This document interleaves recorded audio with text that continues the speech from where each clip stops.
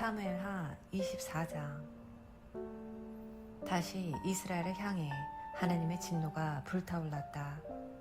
그분은 가서 이스라엘과 유다의 인구를 조사하여라는 말씀으로 다윗을 시험하셨다. 그래서 다윗은 요압과 자기 밑에 군 지휘관들에게 명령을 내렸다. 단에서 브엘세바까지 이스라엘의 모든 지파를 두루 다니며 인구를 조사하시오. 내가 그 수를 알고 싶소. 그러나 요압이 왕을 만류했다. 왕의 하나님께서 내 주인이신 왕의 눈앞에서 백성이 100배나 늘어나게 하시기를 빕니다. 그런데 왕께서는 도대체 왜 이 일을 하시려는 것입니까?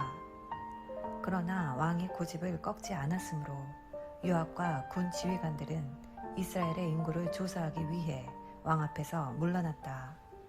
그들은 요단강을 건너 야셀 근처 갓 지파의 계곡에 있는 성읍과 아로엘에서 시작하여 길라앗을 거쳐 헤르몬을 지나 단까지 갔다가 시돈으로 돌아섰다. 그리고 두로 요새와 히위 사람과 가나안 사람의 성읍들을 지나 브엘세바의 유다 네겝에 이르렀다. 그들은 온 땅을 두루 다니다가 9달 20일 만에 예루살렘으로 다시 돌아왔다. 요압이 왕에게 내놓은 인구조사 결과는 건장한 군사가 이스라엘에 80만 명, 유다에 50만 명이었다. 그러나 인구조사를 마친 뒤에 다윗은 죄책감에 사로잡혔다. 그가 하나님을 신뢰하는 대신에 백성의 수를 의지했기 때문이다. 그래서 다윗은 하나님께 기도했다. 이 일로 제가 큰 죄를 지었습니다. 그러나 하나님, 제가 지은 죄를 용서해 주십시오. 제가 참으로 어리석었습니다. 다윗이 이튿날 아침에 일어났을 때 다윗의 영적 조언자인 예언자 갓에게 이미 하나님의 말씀이 임했다. 가서 다윗에게 이 메시지를 전하여라. 나 하나님이 말한다. 내가 너에게 할 수 있는 일이 3가지 있다. 3가지 가운데 하나를 택하여라. 그러면 내가 그대로 행할 것이다. 갓이 가서 메시지를 전했다. 이 땅에 3년 동안 기근이 드는 것이 좋겠습니까? 아니면 왕의 원수들에게 쫓겨 3달 동안 도망 다니시는 것이 좋겠습니까? 아니면 나라에 사흘 동안 전염병이 도는 것이 좋겠습니까? 생각해 보시고 마음을 정하십시오. 저를 보내신 분께 어떻게 하려면 되겠습니까? 다윗이 갓에게 말했다. 모두 끔찍한 일입니다. 하지만 사람의 손에 넘겨지기보다는 차라리 자비가 많으신 하나님께 벌을 받겠습니다. 그래서 하나님께서 아침부터 저녁까지 전염병을 풀어놓으셨다. 단에서 브엘세바까지 7만 명이 죽었다. 그러나 천사가 예루살렘 위로 손을 뻗어 그곳을 멸망시키려 할 때 하나님께서 그 재앙의 고통을 아시고 사람들 사이로 죽음을 퍼뜨리는 천사에게 말씀하셨다.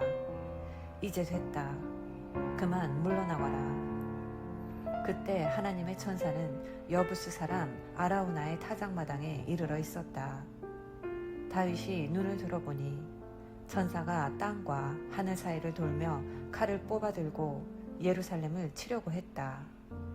다윗과 장로들이 엎드려 기도하며 굵은 배로 몸을 덮었다.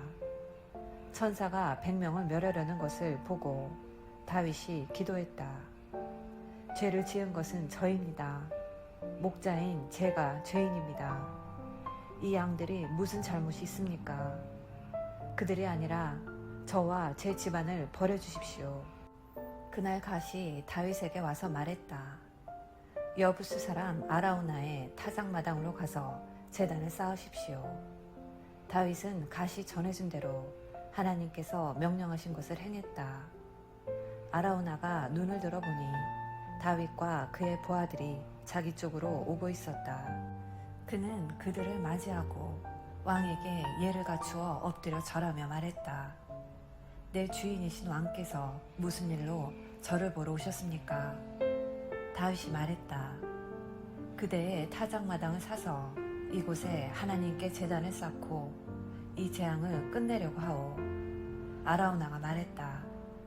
내 주인이신 왕께서 원하시는 대로 무엇이든 가져다가 희생제물로 바치십시오. 보십시오.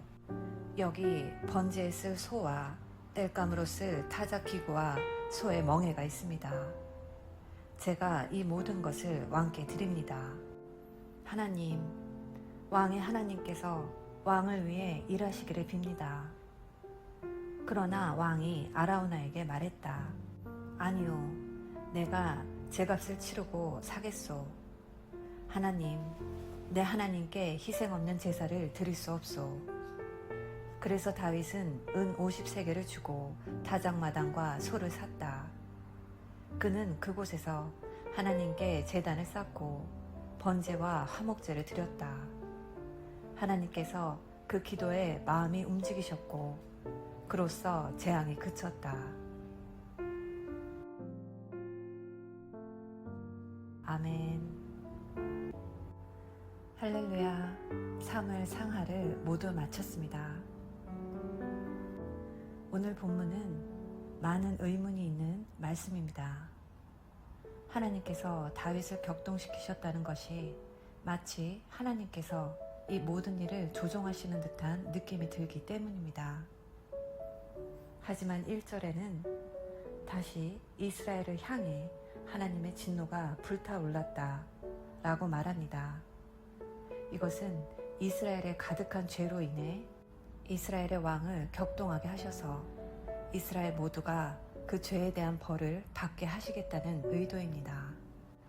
특히 사무엘 상하를 마무리하면서 자칫 다윗의 영웅 이야기로 끝날 수 있을 텐데 이 마지막 장을 통하여서 믿음의 영웅이자 이스라엘 민족의 영웅인 다윗조차도 그저 하나님의 은혜가 필요한 자이며 하나님의 통치와 다스림을 받는 자라는 것을 부각하여 사무엘 상하를 읽는 모든 세대의 독자들이 하나님은 어떤 분이시며 그 백성들이 하나님을 어떻게 대해야 할지를 분명하게 선언하고 계십니다.